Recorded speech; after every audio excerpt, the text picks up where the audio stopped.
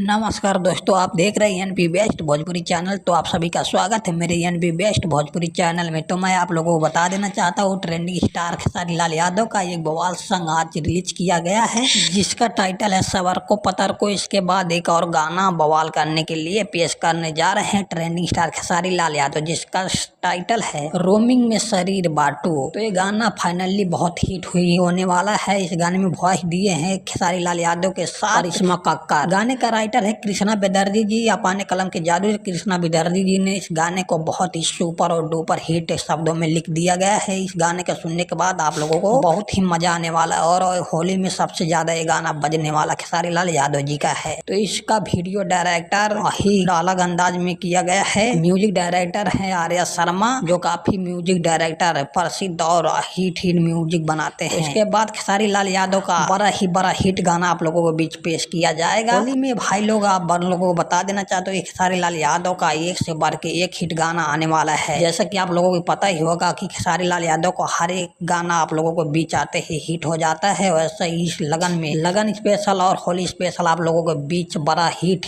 ही गाना देने वाला है। ये गाना बता देना चाहता हूँ आप लोगों को बीच जल्द ही आने वाला है। रोमिंग में बात शरीर गाने को मार्च 10 को सुबह 6 बजे रिलीज किया जाएगा वेस्ट भोजपुरी चैनल से।